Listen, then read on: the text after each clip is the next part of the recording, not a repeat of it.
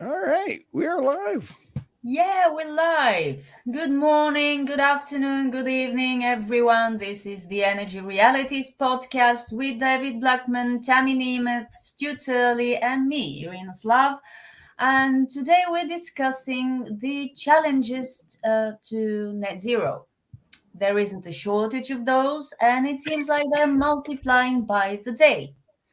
Let's start with you, Tammy. What do you think are the biggest obstacles on the road to hell? I mean, heaven, net zero heaven.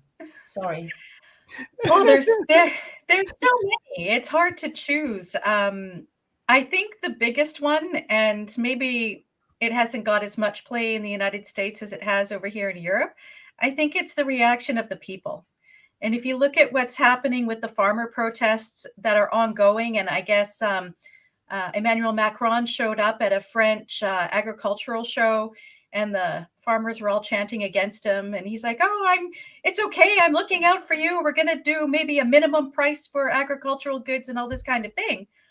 But what they're failing to at least put out in the news is that the reason why the farmers are angry is that the Common Agricultural Program in the European Union paid farmers to farm, basically, and there's a system of subsidies and so on. But now, in order to get that money, farmers have to prove that they're being sustainable, and there's a whole bunch of green measures they have to prove they're doing in order to qualify for the money they used to get for just farming. And so the farmers are like, "Oh my gosh, we have to fill out all this paperwork. How do we confirm to you, EU bureaucrat, that we're actually doing all these different things? We need certification and all this." And that's just to get paid the money that you would normally have gotten. And so the farmers are like, "Holy crap, we can't do this. We can't afford this red tape. And how are we going to implement all of these green measures?" And that's what the protests are really about. But you don't hear that. Instead, it's Right. like, "Oh, we're going to double down and be more sustainable in agriculture and so on and so forth."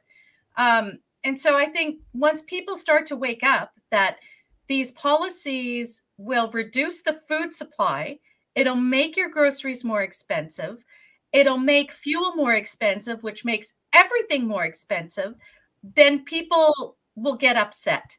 Unfortunately, and I have to give a shout out to Tom Nelson's podcast because he was talking to Rupert Darwell the other day, and Rupert was going on about how it's not like the politicians don't have this information about the challenges, whether it's minerals or farming or fuel and all these different kinds of stuff.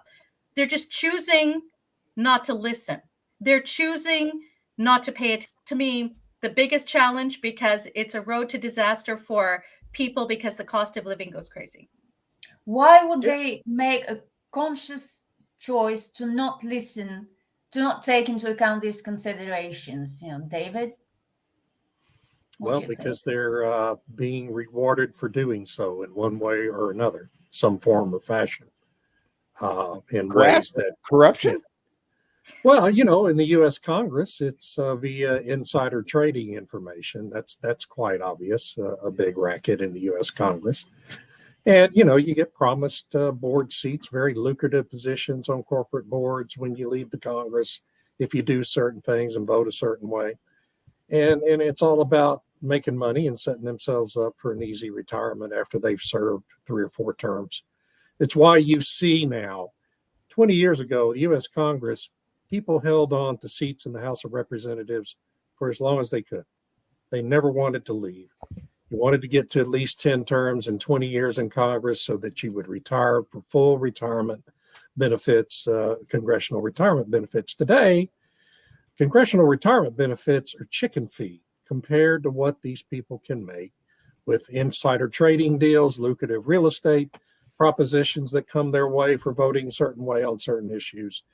And of course, being paid several $100,000 a year to sit on a corporate board and work 8 or 10 days a year. And so, it's not about that anymore. It's why we see every election cycle now 30 or 40 incumbent members of Congress voluntarily giving up their seats, many of them leaving their seats before their term is up, in order to go cash in on the deals they've made in exchange for votes and supporting certain positions on bills. Everything is corrupt now. The whole process is corrupt. And that's why you see these people, voting ways that seem very odd to you in terms of how they promised to govern when they ran for office, and very inconsistent with the supposed party philosophy and the party that they're members of. The whole value proposition of being a member of Congress has changed. And I'm sure it's the same way at the EU, being a member of the European Commission or being a member of Parliament in most European countries. The whole process has been corrupted to push these policies. When these people know better, you catch these members of Congress, particularly Republicans, in private times and have a conversation with them about it, they say all the right things. They understand that these policies are all terrible for the average person in the country. But they have all kinds of bad incentives to support these policies. And, it's mainly about personal enrichment and taking care of their own families as everything goes to hell around them. Yeah, but when it goes to hell around them, it will go to hell for them too. Yeah. Or I think there's a general lack of understanding. Yeah, they think they're going to be allowed to become part of the big club, right? The elite big club. When in reality, they're going to make a few $1 million and be forgotten about as soon as they leave the Congress. So they think they will be insulated, but they won't. But they really won't be insulated. I don't think they will be insulated either. I think they think of themselves as, the elite, the chosen ones. As was it John Kerry who called himself and the rest of them the chosen ones? The chosen ones, yes. They'll just go and hide in a bunker somewhere, and they'll have all the food they need because they'll be able to afford it while we starve and die on the streets. But this is not how revolutions work. And if they keep going this way, as Tammy said, I think people are already starting to wake up to the reality, because I'm sure you've seen all the polls that say, people very much care about the environment and about climate change. But when you ask them to make specific sacrifices for net zero, they stop caring this much. Do you care about the environment, Stu? Absolutely. But, when you sit back and take a look, I get all worked up, and I have to give a shout out to Thomas Stepstone. He has a Substack that went out on. Isn't he cool? Yeah, he's great. In fact, I'd love to get him on the realities here. So we'll get him on. What the heck is Ukraine really about? And it's about Kerry's stepson, and it goes into the hypocrisy that we're all talking about Heinz, about all this kind of stuff. This is a beautiful article, and I'll make sure that the team puts it in the show notes on this thing when it goes out. The secret empires, and when the bad goes bad, they're going to throw you out with the bathwater. It's not going to happen. And Tammy, Rupert Darwall, I reached out to him to interview him as well too a while ago. So I'm going to reach back out. I loved the topics that you were talking about with him. He's a cool cat. Yeah, he's really knowledgeable. He's written, Green Tyranny and another book about the whole history of the climate movement and its intersection with the politics and this path to net zero that's evolved, I suppose. One of them came but out. I wanted to point out to Irina and David, and used to Mark Rutte, who lost. In Holland, he's still the leader technically, but his party lost in the elections and so on. But he's doing a soft landing because they're talking him up to be the new head of NATO. So, well, of course. Oh yeah, that's because Ursula von der Leyen is eyeing a second term as EC president. Yeah. I heard she was one of the possible candidates for NATO, but she's probably busy campaigning for a second term as president of the commission. Well, and isn't that the same thing that happened with what was the guy's name? Timmerman? who was the former head Franz of the EC, Timmermans. Yeah. who suddenly becomes president of Poland in a very No. So odd- No, he's Timmermans Dutch. he's Dutch, and he took He's over Dutch, the okay. leadership of the Left Alliance in Holland. Yeah, but who's the And guy that it- just took over as president of Poland, who was a former Donald Tusk. Donald Tusk. Tusk. Okay, yeah. I mean, He they used all to be get in these. power before he's back in power now. But I mean, with Timmermans, he could very well end up being the leader of Holland because Geert Wilders can't form a coalition. So Right. then it'll be like Poland, where you have these parties that came in second, third, and fourth who all get together and suddenly they're running the show. Yeah. And even though people didn't, more seats went to the other party, but the other party is considered toxic or whatever, and then nobody wants to form a coalition. I mean, that's one of the benefits, I think, of first past the post and only two parties, which Well, has Yeah, its own That- problems. That's true, Nope. because Yeah. it's really outrageous in Bulgaria. I think I've mentioned it before, but the two parties that formed the coalition were campaigning against each other in the run up to the elections. Yes, Really? yes, really. Wow. Imagine how But- many voters got stung. They got lied to, and then they pretended it didn't happen. It was necessary to have a regular government. No, it wasn't. Not this way. I But it's wouldn't get. about corruption, as David very aptly And, described. the two-party system doesn't really insulate you from that. I mean, we're already No. seeing now articles in publications, Democratic-leaning publications like The Atlantic, New York Times, Washington Post, setting the stage and the rationale up for a Democrat majority in Congress, assuming the Democrats regain control of the House of Representatives, refusing to certify a Donald Trump victory next January in the Electoral College because Donald Trump led this fictional insurrection in 2021 that they have, maintained this fiction for all these years now. And so the two-party system doesn't really insulate you from that. As long as you have people who are audacious enough and willing to corrupt and ignore the institutions that have formed this country and governed this country forever, as long as you have a political party that's willing to simply, I mean, we just saw Joe Biden brag about ignoring an order from the Supreme Court on Yeah. student loans last week. I mean, they brag about it. So as long as when you have a political party that's willing to just discard everything and a Justice Department that refuses to enforce the law, Yeah. you can, the two-party system doesn't really insulate you from the same problems you end up with a parliamentary system. Yeah, it's still corruption, right? Because they'll enforce the law against people they want. It's two-tiered justice, and so it's the erosion of the democratic values, right? And I think part of the thing with net zero is that too is an erosion of democratic values. People say they don't really want it. They say, why aren't you looking at the engineering studies that say we don't have enough minerals to do what you think we need to do, and all these different kinds of things. And so then I think that creates this idea that democracy's failing. And you see that a lot coming up in the news that, oh, democracy's in question, democracy's not working, capitalism's the problem. It's like, well, no, it isn't. Capitalism's fine. Democracy can be fine.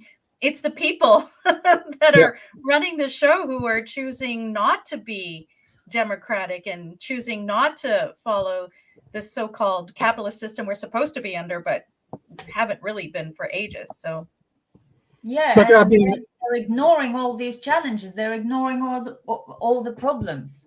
Right. How long can this continue? I wonder. I don't know. Good question. I mean, Because but it's so building. in Canada, they were saying that the premier of Alberta and the premier of Saskatchewan were being lawless because they were saying these resources are our constitutional jurisdiction, and we're going to keep the power plants going because we have an obligation to our citizens, and it's within our rights in the Constitution to do it. And Trudeau and his environment minister, Stephen Guilbeault, were saying, well, you're being lawless. You're being lawless.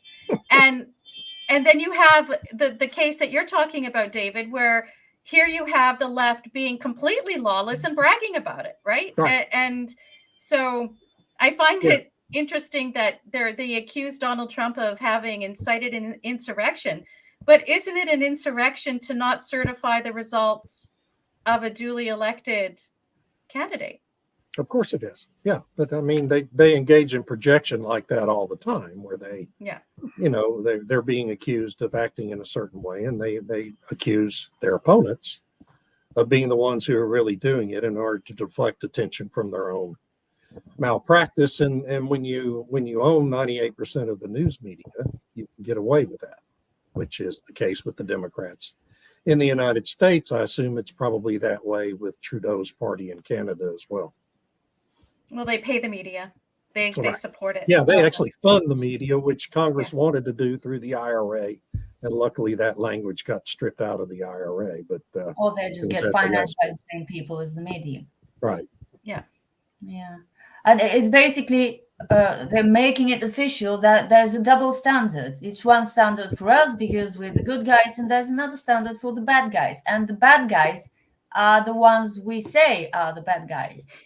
Same Exactly. with forest clearing. This recent example about those citizens of a town near Berlin who voted against an expansion of the Tesla Gigafactory because it would involve clearing, what was it, 100 acres of forests, and people were against it. And it's just the latest example of these double standards. Deforestation is very, very bad. But if we're expanding a gigafactory for EVs, then it's fine, it's necessary, and nobody minds it from the government. And this is why these challenges we mentioned are not going to go away. They're only going to get worse. Yeah. What are we going to Well, do in then? Canada, something similar happened where the government is funding these big EV battery factories, and there was one in Quebec where they would have to, destroy a bunch of forest. And it's not like Canada's lacking forests, to be honest, to be fair. But true. we'd have to cut down a whole bunch of forest area in order to build this battery plant. And the environmental groups got a court injunction to stop the building of the battery plant while they do an environmental impact assessment on, cutting down the trees. So, like you said, it's a bit of a double standard where the government wants this. They want people to stop cutting down trees, but then they'll do it for EV factories. Yeah, but it's good that the environmentalists stepped in, because some environmentalists don't care about this. They say it's good to cut down trees if it's for a good purpose, such as an EV factory or whatever, or a wind farm. But at least these environmentalists are the right kind, that they protect nature as is. Yeah. Stu, you were trying to get in a minute ago. Sorry. I'm just having a lot of fun this morning, guys. You guys are on a roll. I'm usually the one out in left field. You guys are doing quite well without me. Good morning to Robert. I would really Robert not want to. DeMonico, yes. Don't want to butcher his name. I saw him come rolling through. De Domenico. I'm sorry, I said DeMonico. It's De Domenico. Sorry. Yep. Morning. And it seems that it's the oil and gas industry that's the biggest obstacle to net zero, don't you think? Yes. Not Yes. just the villain, it is the biggest problem. Victor Garcia hits the nail on the head here. Net zero is Yes. a wealthy elite's dream. That is correct. It's the wealthy elites who have forgotten what it is to not take things for granted, because they take everything for granted. be happy because I tell you to. I think that's like being a husband. Right? Isn't that the thing? You'll have nothing and be happy. I think so. You will own I just nothing. translated Did to. he really say this? Yes, Or he is it a did. He meme? absolutely He did did. say that I was at thinking 2016, 2021. Oh, Yeah, no, that was Klaus Schwab. Yeah. Yeah. yeah. Peter just said Javier Milei's speech. Is that this one? Yeah. Sorry. Yeah. I agree. and his speech at CPAC over the weekend too. He made many of the same points. Okay, But, shall we go to the headlines? Oh, sorry. oh, Stu. you bet. Let me show you this is what I feel about net zero. We have to. I visited with Gregory Wrightstone several times and the CO2 Coalition. So let's just leave off the table whether CO2 is actually bad or not, because plants actually like it. And in Scotland, was it a couple of years ago, they had to pull 14 million trees down for their wind farms. Yeah. So and Scotland doesn't have a lot of trees. No, I found that kind of amazing. But here we go, guys.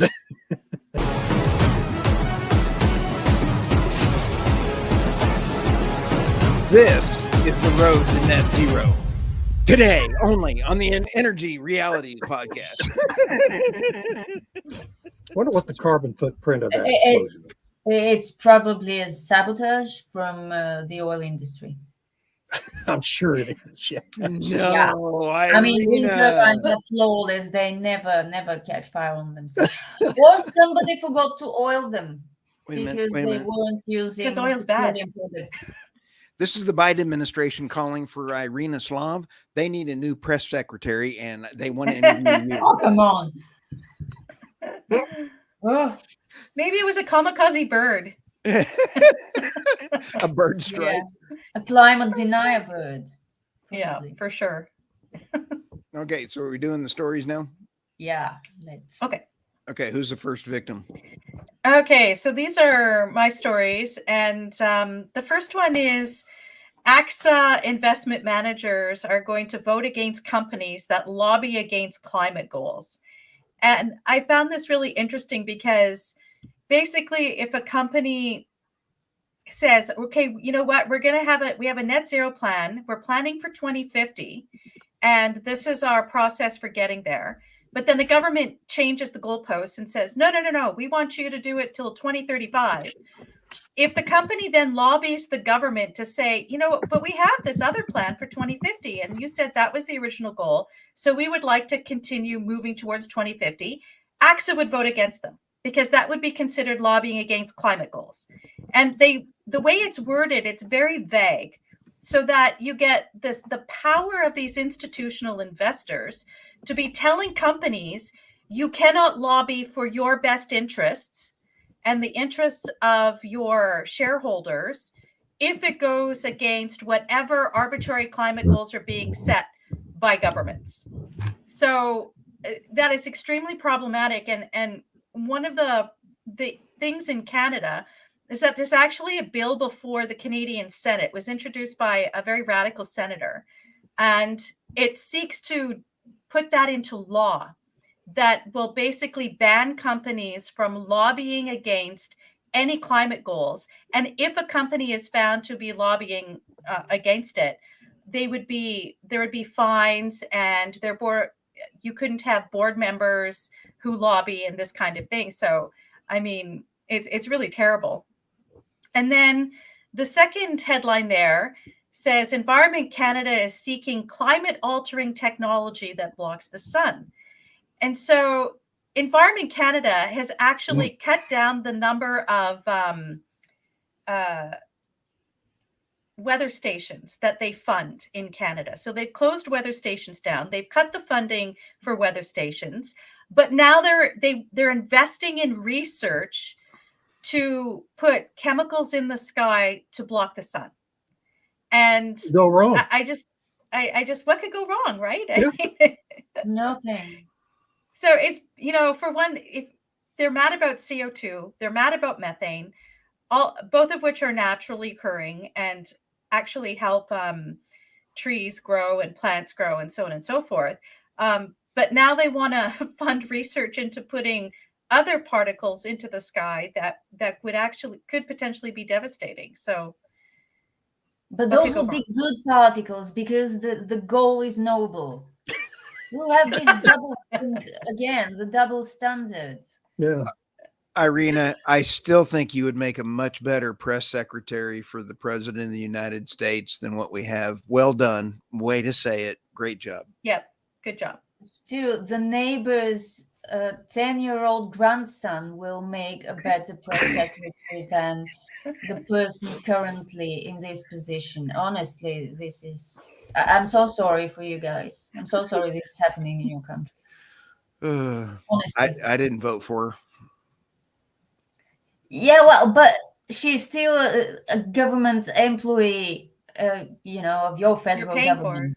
It's Yeah. you pay her salary.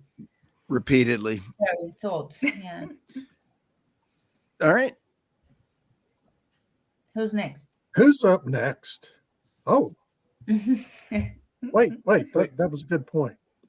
Anagrams. Playing with letters. Net zero anagrams to erase 10, sort of like erase, 1 of 10, decimate.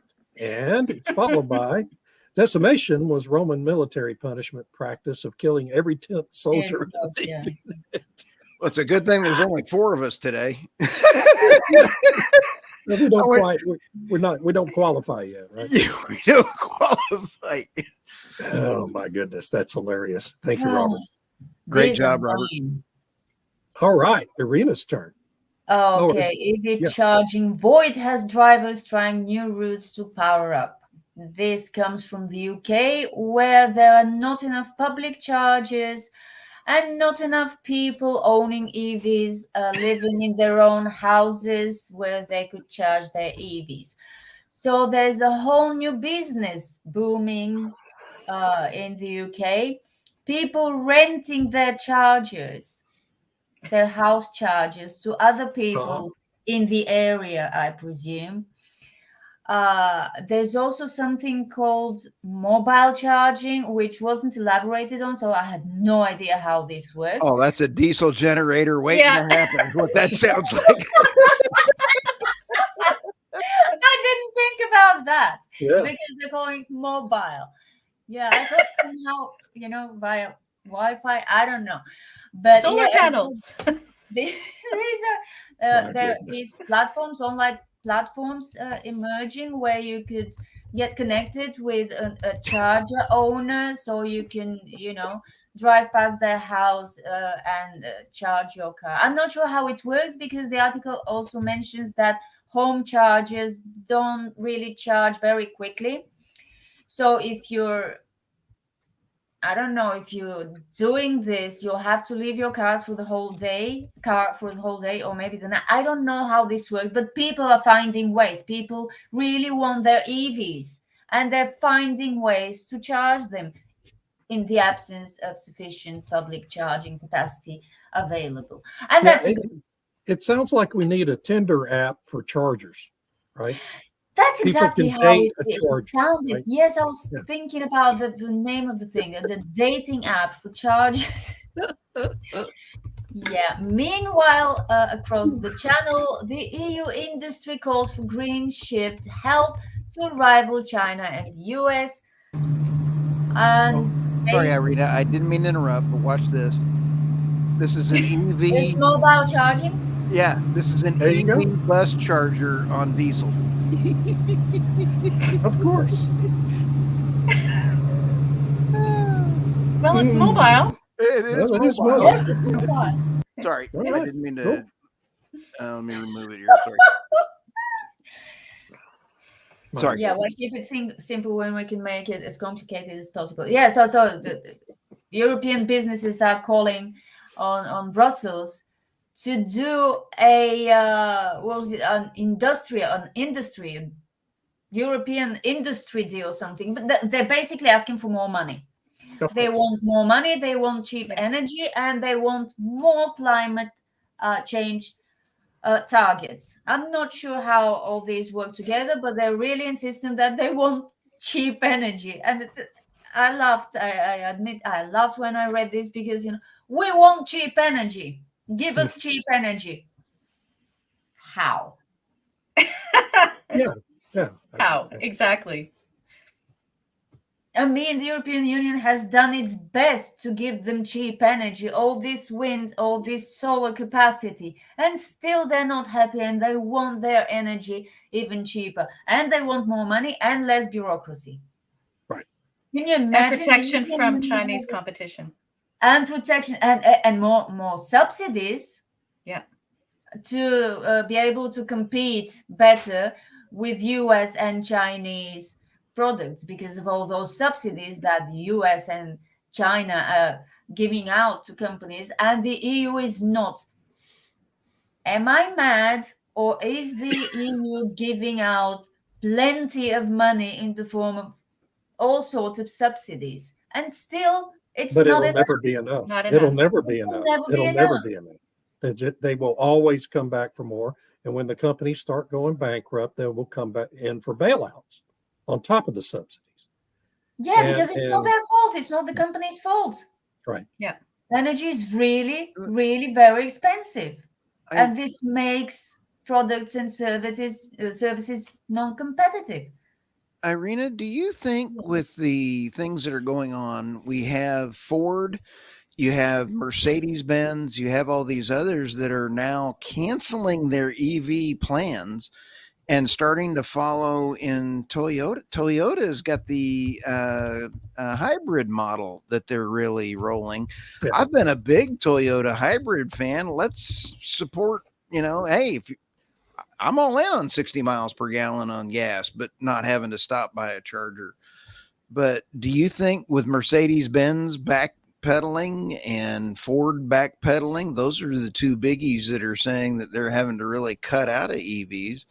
Well, it's not just them, it's everyone in the car making business. Yeah. Except for China. Everyone is saying it already. Everyone is admitting it because it's impossible to hide. They're losing money, and they're losing a lot of money. So they have to admit it. They have shareholders, and the shareholders are probably not very happy with them. Probably and the Ford not. Mustang this past week, they said $8,100 for the GE model, the Mustang, so it'd get it down to $50,000. However, it does not qualify, even though it's an American-made car, for the $7,000 tax incentive. So they had to reduce the price, and they're losing $64,000 for every EV they sell. They're now losing $93,000 for every Ford E model they sell. I was like, I cannot even imagine this. Isn't it great that they're still selling a lot of internal combustion engine cars to offset the losses from their EVs? Yeah. And that's a good racket while your shareholders and investors are willing to put up with it, but they're going to have a limited patience with that. And I think that's why we're seeing these automakers begin to back off of these aggressive goals, because their investors are saying, hey, it makes zero sense. Yeah, $5.7 billion in losses. I don't care if we made 12. If we made 12 in the gas models, we're still down to a $5 billion profit when it could have been 15 if we weren't doing all this EV crap. And investors and shareholders are going to have very limited patience with that. Hopefully. And they should, by the way, they should have very limited patience with that. Well, I put in the little chat there the wise words from Doomberg, which is energy is not an input into the economy. It is the economy. And I think that ties into what you were saying, Irina, about, these EU companies want all this assistance, to lower energy costs, because that's the economy. If you don't have reasonably priced energy, the economy sucks. That is kind of how it works. Eventually. We are seeing that with the deindustrialization of Germany. Exactly. Yeah.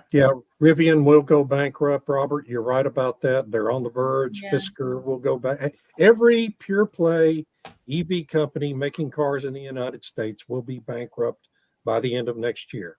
Take it to the bank. The companies that are legacy automakers who can offset the multi-billion-dollar losses on their electric models with profits on gas-powered cars are going to be able to continue to do that as long as their shareholders and investors allow it. But we're already seeing the investors and shareholders start to rebel.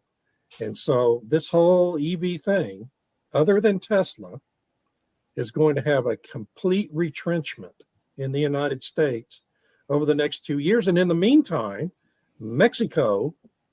China is establishing factories, EV factories in Mexico Yeah. to provide their gateway into the United States, because the US Mexico Canada trade agreement contains all these exceptions and openings that contradict the stuff in the IRA that was designed to prevent China from coming into our market. They can come into our market in the US through Mexico, and that's what's going to happen.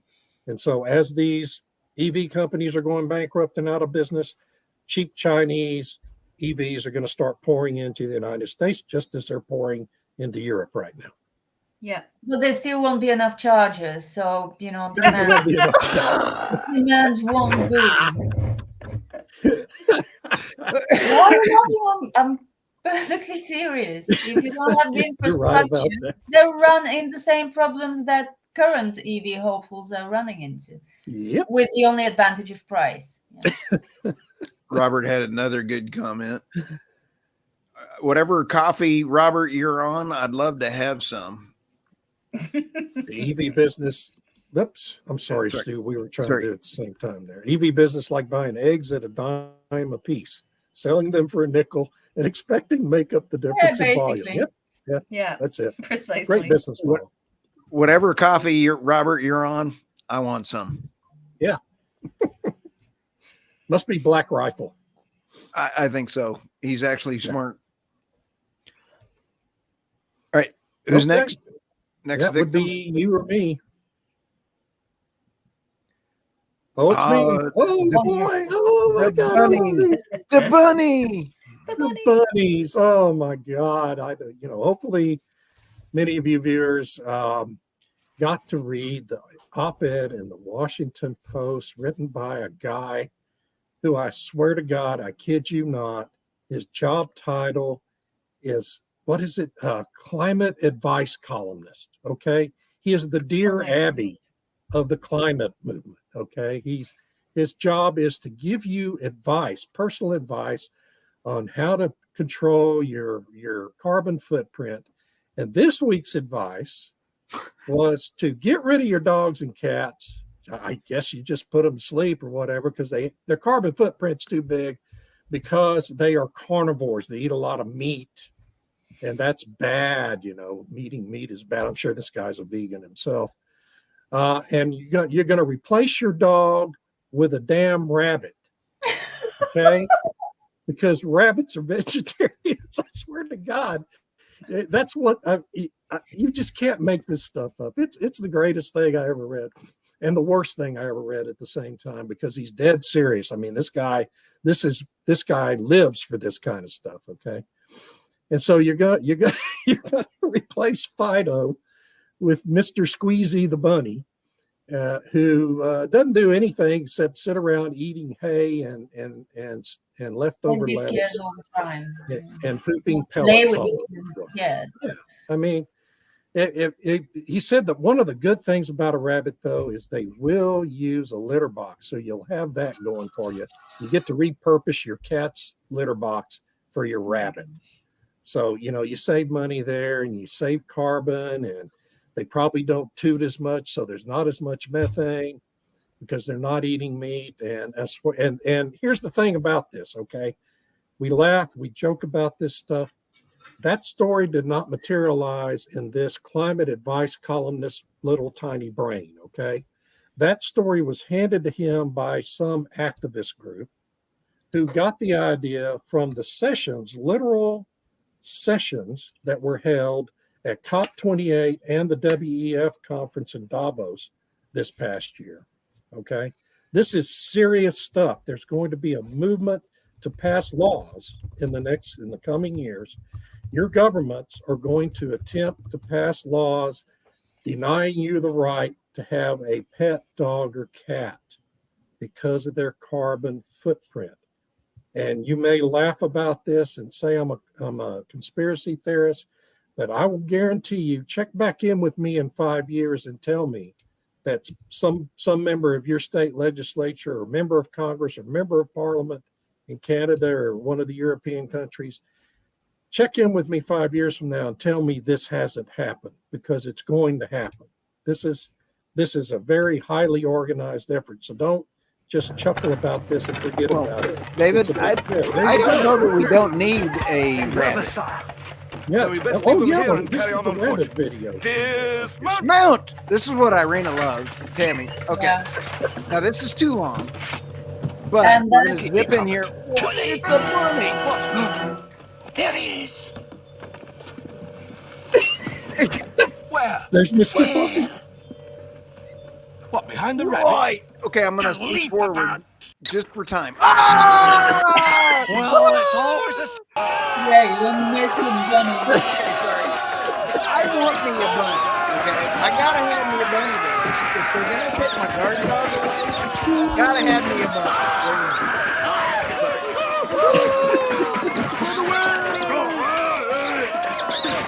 Run away! Run away! Sorry, guys, I had to do that.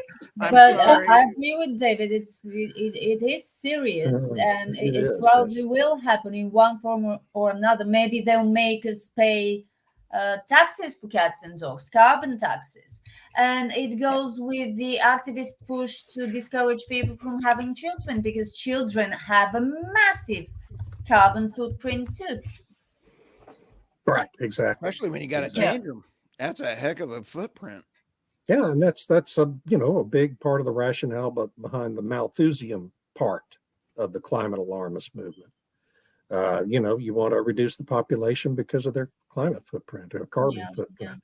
The other story there is about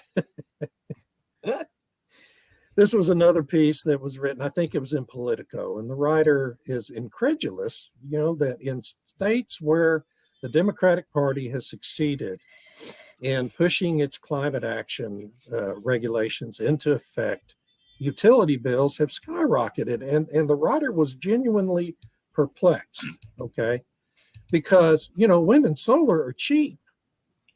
And he just couldn't understand why utility bills were rising faster in the states where Democrats, the blue states where Democrats reign, than in the red states where Republicans govern, okay?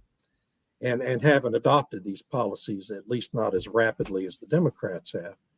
And there's literally, and this is classic legacy mainstream news media reporting on climate change. It is that, wind and solar are cheap, so the bill should be going down. Why aren't they going down?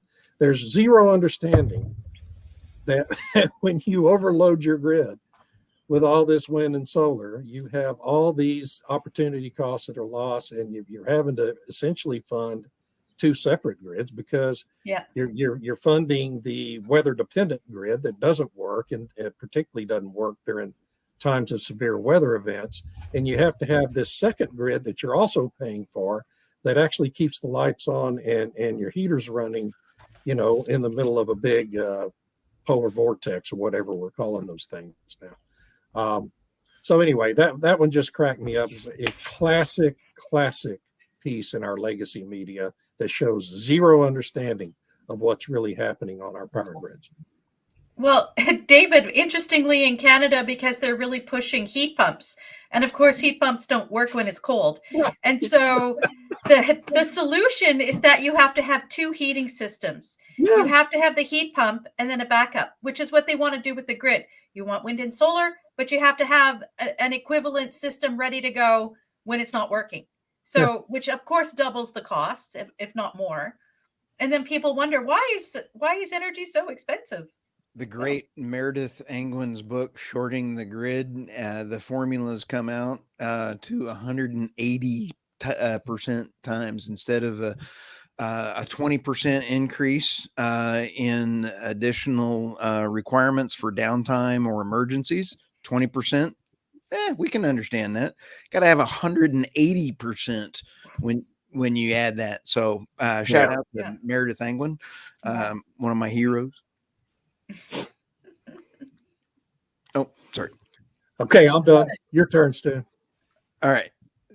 Let's start with Chicago sues oil companies for causing climate change, points to 1995 heat wave. I don't even know where to start on this one. We're sitting here talking about net zero. The man has got one of the worst crap. I mean, holes in the United States for a city, thanks to his running it. And he's leading a lawsuit against fossil fuels and the big oil companies to save the planet. The man is destroying Chicago. And in the name of net zero, he's trying to go after big oil. Mayor Brandon Johnson. It seeks relief in the form of hundreds of millions of dollars in compensatory and loss of use damages and penalties for fines for violations. Unbelievable. This man is just absolutely. Vic Shear is a partner at Shear Elding Speaks, the climate litigation he's involved with. This guy looks like he ought to be entertainment. Yeah, well, they gotta make some money, you know. Easiest way is sue big oil. They have money. Well, yeah. You gotta win first, but if you win, you get some money of big oil. And anyway, they're not the only one. They're not the only one. They're trying to put together a class action lawsuit in British Columbia to sue oil companies for the forest fires. Exactly. Oh, sure. They're Yeah. trying to turn them into Are you serious, Tammy? dairy cows. Yeah. The environmental groups are going around trying to get the different cities and towns and municipalities to do a class action lawsuit against oil and gas companies. And they're using that attribution science, which is like I've read some of the studies and they're just ludicrous, but they're using those as a justification and rationale to sue the companies. Usually I'm lost for words, but you know, I got videos of helicopters with napalm going by, and they had, of the arsonists that were up there, most of those were started by arson, left-wing Greenpeace tree-hugging people that were trying to do that. So now they're trying to sue the oil and gas companies for arson. Well, of course, for making the air so dry that the forest caught fire quicker. That's the reasoning.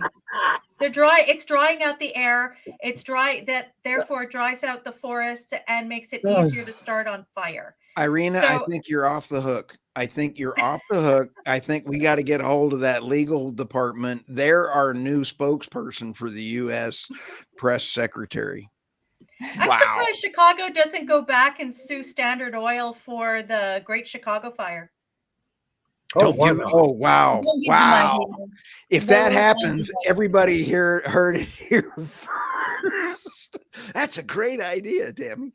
Anyway, all right. CNN's attempt to smear India for purchasing Russian oil fell flat.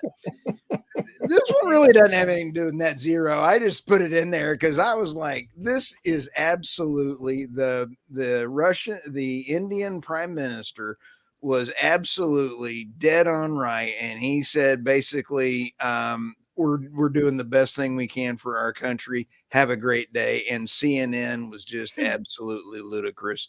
So anytime we can actually publish something from CNN and it's bad on their own self, you got to publish it.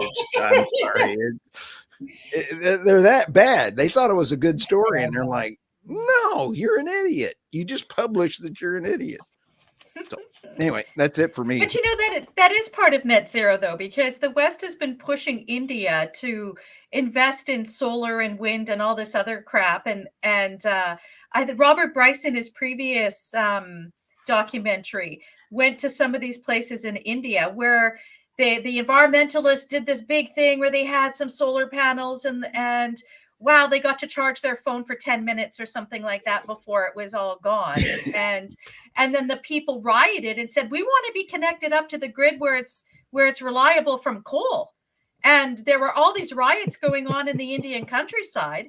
So, you know, Modi is kind of straddling that line where he wants the Western money to push the net zero agenda, but he still wants reliable energy and keeps investing in coal and buying oil and gas or whatever from Russia. So that looks like a smart man. Maybe he'll make the right decision. That reliability is more important when you have more than 1 billion people. Yeah. And And an great election point. this year. And an Great. election this year. I applaud world leaders that take care of their country first. And this wonderful authoress, let's see, Saudi Arabia can no longer raise oil output for cash. Oh, I think her name is Irina Slav, I think. But that was a great article talking about how the whole financial system of the billions of dollars of Saudi Arabia, they're really sitting back and saying, hey, we're not going to put into CapEx right now. Why should we let a good price hike coming around the corner in your When did article? I write this? Do I what? don't When think did I don't write think it Arena last? wrote that piece. I saw that piece though. That was a good story. Yeah, It was at oilprice.com. But I Yeah, it don't must have think been there. But what Yeah. was it about their projects or? Yeah, it was Really? about Ben Solomon noted that thanks to the current production curbs, there was a pretty soft cushion of around 3 million barrels of spare capacity, so they don't have Yeah, to but put they're them investing a lot of money in their in trillions transition of projects. exactly. Yeah. Yeah, But they've that's- got a way to manage it. They're not going to put the money back into the oil and gas yet. They're going to let the price grow.